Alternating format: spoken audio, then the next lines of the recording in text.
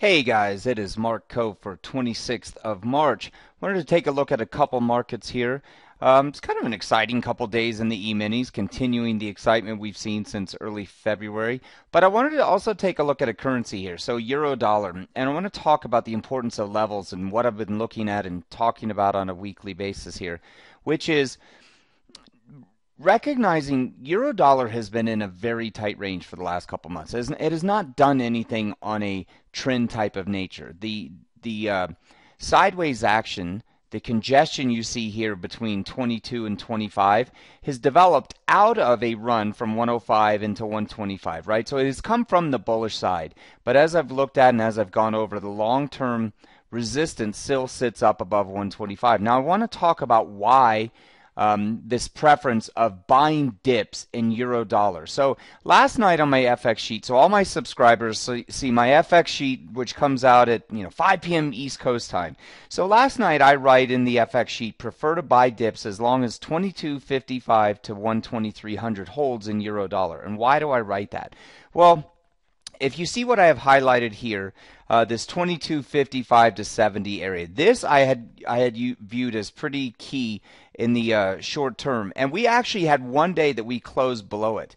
But you'll see what happened the very next day, right? Euro dollar gets right back above this 22.55 to 70. So now why does the preference come into 12300?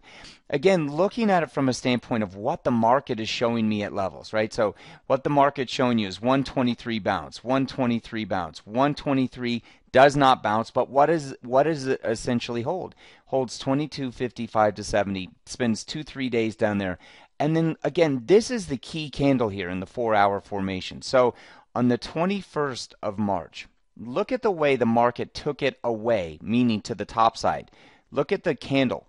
It takes away days of sideways action, and now you're right back to using the same level, 123. So as we come into work last night on a Sunday evening, I'm doing the analysis, and I'll just show you what it looks like on a shorter term.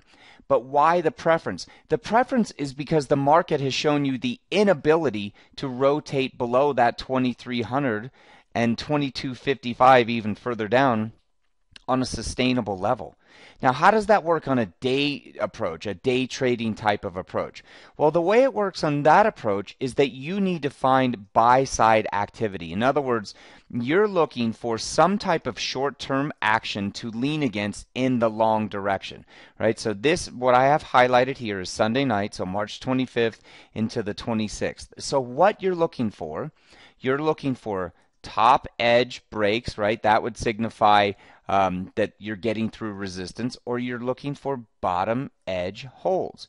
That's what you're looking for. Well, euro dollar doesn't give you bottom edge to testing it. It doesn't come back to short-term bottom edges. But what it does do is it breaks top edge resistance. And that pullback into, sorry, I'm getting my messages pop up. That pullback into that same level, that's what you're then looking to buy. So this is all short-term stuff. The idea is that it's no different on a bigger picture scale. I'm just showing you a real condensed version, right? So what you're looking at, edges, short-term edges, top edge, bottom edge. All right, so think about it like this. Euro dollar, you're of the mindset, I want to buy dips down into 2300. Well, we're not getting 2300. It's not changing the direction. We don't get the level. But this is what happens during Monday, right? Consolidation, bottom edge, top edge, consolidation, bottom edge. Which way does it break? So it shows you the buyers in charge of that. Now sitting 24.45, euro is still primed for further up movement above 125, the figure, but it's not nearly as attractive now that you've bounced 160 ticks. So what you have to think about is like this. If you're a short-term player, you still want to lean against something in the short term. If you're bigger picture, you're probably a little better off to wait for better levels. In other words, you look very middle of the road here at 124.5. Short term, it's fine because you're not risking a lot. But the idea is that you come in with the bias and you watch how that bias plays out. This one, Sunday night, the bias is to buy dips. This one plays out beautifully because it continues that direction. Now let's look at the S&P. Now anybody that follows me knows my bias for the S&P has been short for several weeks now, from the 128. I'm not saying it correctly. 2805 level. That's been the bias, right? So first opportunity I had to really look short side was about 2780.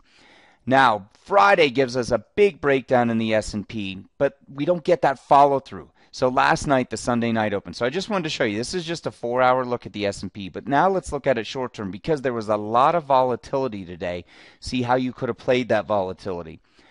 The lows on Friday. Here are the lows on Friday. 2588. I guess 86. 2586. Those lows, again, are never touched. The lows we got last night were 91.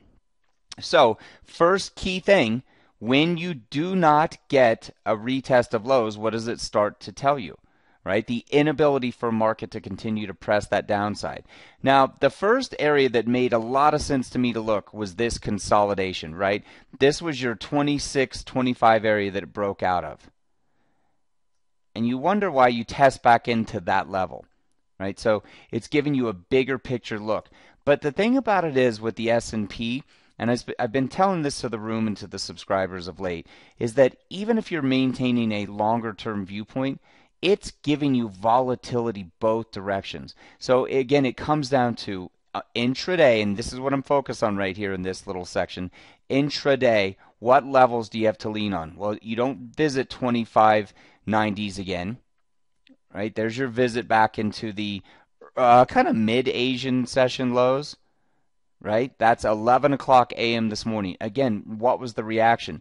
So this is a little tough to look at it from the standpoint of thinking, hey, I'm going to come in and really hammer this thing at 2602. No, it's more about the rejection off of it that leaves you long-sided for the move higher, right? In other words, I don't view this one as necessarily you had to have been buying 2602.03 and say that was the best trade on the board, but I would view it from the standpoint of the inability to continue it showed you further rally. And then I pointed out again late afternoon you're into this 46.49. Where's 46.49? This breakdown area. Okay, so this was late afternoon. Now this is Friday's breakdown. So think about it. Once you take out that level, you know that people are keen on that in the short term. So the thing about it is keep up the focus on what's moving. Right now, S&P's got great volatility both directions. Continue to play the levels, right? That's what's going to work out in the end. It's the levels. And again, it's multiple time frames. I'm just showing it to you today because I like to switch it up. I like to look short term, long term, but today we're just looking at the short term. So for March 26th, it's Mark Co. Cheers.